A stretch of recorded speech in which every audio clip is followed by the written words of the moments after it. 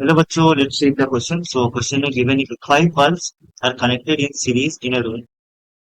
One bulb is fused, it is removed and remaining four bulbs are again connected in series to the same circuit. What will be the effect of the following physical quantities? Increases, decreases or remains. ठीक है. So resistance और intensity of light increase होगा decrease होगा और same रहेगा, ये हमें बोलना पड़ेगा. ठीक है. इस क्वेश्चन का की कॉन्सेप्ट हो जाएगा की कॉन्सेप्ट दैट इज. सो पहला की कॉन्सेप्ट यहाँ पर लगेगा कि पावर. ठीक है. पावर क्या होता है? Power is equal to current times voltage. ठीक है. So D is equal to I V. और सेकेंड कॉन्सेप्ट यहाँ पर लगेगा इक्विवेलेंट रेजिस्टेंस. Equivalent resistance. ठीक है. ना इक्विवेलेंट रेजिस्टेंस हम कैसे फाइंड करते हैं? लेट्स से कि दो रेजिस्टर है, रेजिस्टेंस. ठीक है. R1 R2 ये सीरीज में है. ठीक है. तो जब सीरीज में रहेगा हमारा आर इक्विवेलेंट क्या होता है? R1 plus R2. ठीक है. That is the sum of the resistance which are in series. तो यहाँ पर हमें बोला गया कि five bulbs are connected in series in the initial case. ठीक है. सो आर इक्विवेलेंट इनिशियली कितना होगा? इनिशियली आर इक्विवेलेंट कितना? तो यहाँ पर मान लेते हैं कि resistance of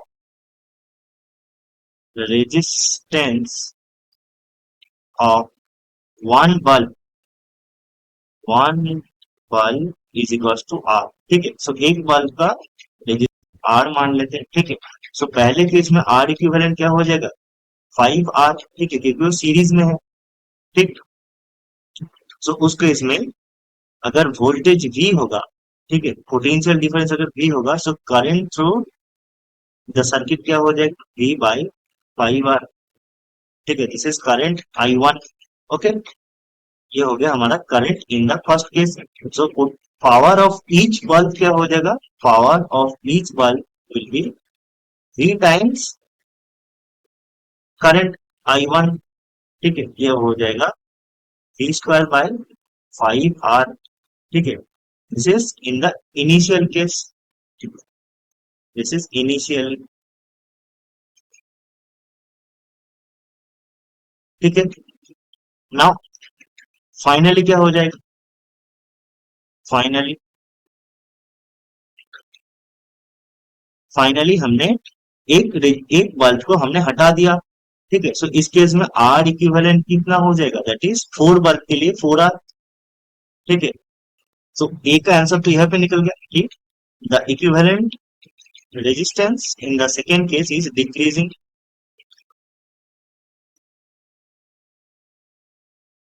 okay. So decreases. तो यहाँ पर हम लिख देंगे कि रेजिस्टेंस डिक्रीजेस. ओके. क्योंकि एक बल्ब अगर कम हो जाएगा तो एक रेजिस्टेंस भी कम हो जाएगा. इस केस में रेजिस्टेंस हो जाएगा 4R फाइनली. ठीक है. तो इस केस में करंट I2 क्या हो जाएगा? दैट इज वोल्टेज तो V था बाई 4R. ठीक. तो इस केस में पावर हो जाएगा V इंटू I2. ये हो जाएगा V स्क्वायर बाई 4R. ये पावर इस पहले वाले का पावर P1 बोलते हैं, इसको पावर P2 बोलते हैं. ठीक है. तो यहां से हम देख सकते हैं कि करंट I1. ठीक है. पहले केस में जो करंट था that is less than I2. That is जो सेकेंड केस में था. ठीक है. सो करंट अगर I2 ज्यादा. ठीक है. I2 अगर ज्यादा हो रहा है इसकी वजह से पावर भी ज्यादा हो रहा है. That is P2. ठीक है. तो पावर अगर ज्यादा हो रहा है तो you can say that intensity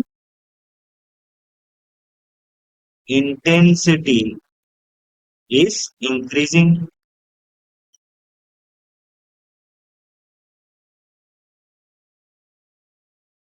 okay. That means second case में जब हम एक बल्ब को हटा देंगे उस केस में करंट इंक्रीज हो रहा है. सो इंटेंसिटी ऑफ द बल्ब भी इंक्रीज होगा. ठीक है. सो इंटेंसिटी ऑफ द लाइट क्या होता है, इंक्रीजेस, इंक्रीजेस।